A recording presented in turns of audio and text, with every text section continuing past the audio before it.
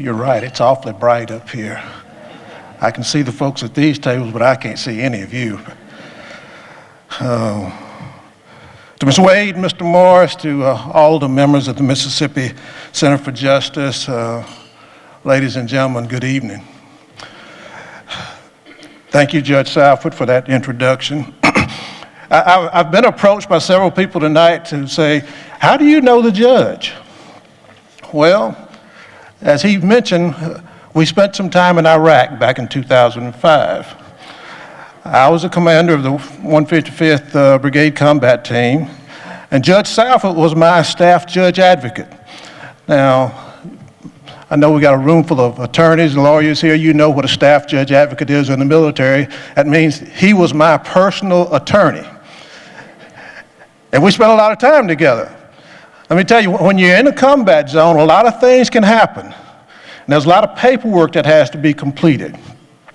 And I do remember, as we'd been there for almost our full year, and it was coming time to the close, we were actually going to come back to the United States, and I asked him this one question. I said, Leslie, what have we done that 5 years from now, you and I are going to be called to go and testify before a congressional subcommittee?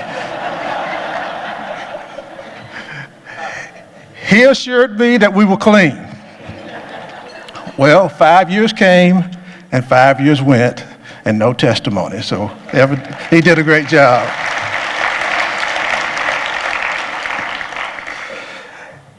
I really don't feel worthy of the honor that's being bestowed upon me tonight. Leslie, I still tell people that there's nothing special about Leon Collins. I'm just no country boy from Boonville, Mississippi. But I tell you what I am. I'm a man who has been extremely blessed by God who does everything exceedingly well. And I thank him for ordering my steps, but I also thank him for putting people in my path over the years, people who have helped guide me and steer me when it looked like I was about to color outside the line. There's a bunch of people that I could thank tonight, but I'm just going to thank a few. I'm going to start with my parents, Leroy and Deborah Williams. Now, I know when those two get to heaven, there's going to be an awful lot of stars in their crown. Because let me tell you, when I was a young man, I was a handful. But they didn't give up on me. They believed in me and they encouraged me. And then there's a group of folks from my community in Boonville. You know, the mothers and fathers of the community. The people who used to grab me by the ear, you know, pinch me on the thigh, and slap me on the back of the head. Now, I know some of your attorneys are saying, well, that's child abuse. Well, it wasn't child abuse back then. It was a way of getting somebody's attention. And they did. And they believed in me also and helped me move forward.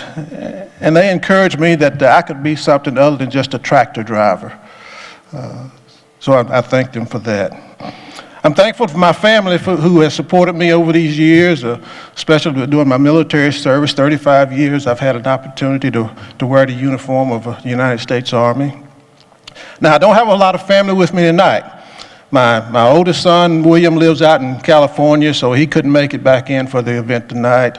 My youngest son, Benjamin, now this is where I brag, is in Chicago. He lives in Houston, Texas now, but he's in Chicago tonight because tomorrow morning he competes for the national powerlifting competition for the United States.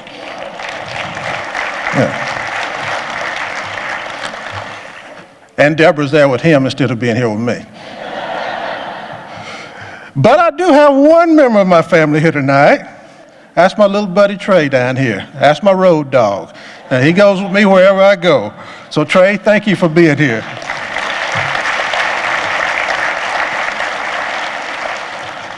Tonight you're recognizing me, but let me tell you, the true heroes in this room are the folks who belong to the Mississippi Center for Justice.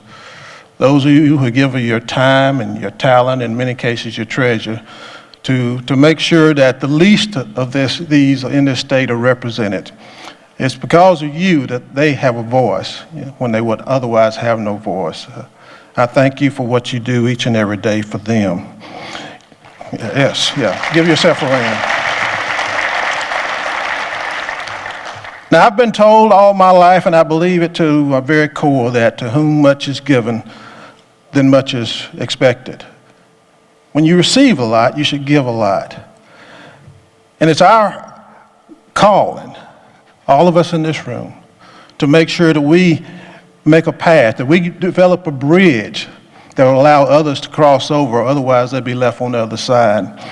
And I think R. Lee Sharp said it best when he said, "Isn't it funny how princes and kings and clowns who caper in sawdust rings and common people like you and me are builders for eternity?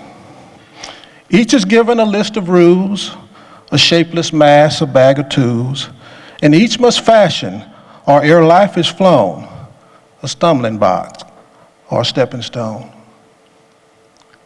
It's up to us to make sure that those stepping stones are in place, not for us, but for folks who we may never have the opportunity to even get a chance to meet, for future generations. So I implore you to continue to fashion those stones and be builders and not blockers. I thank you again for this award. I'm honored and I'm humbled that you thought of me in this manner, and I pray that God continues to bless you. Thank you.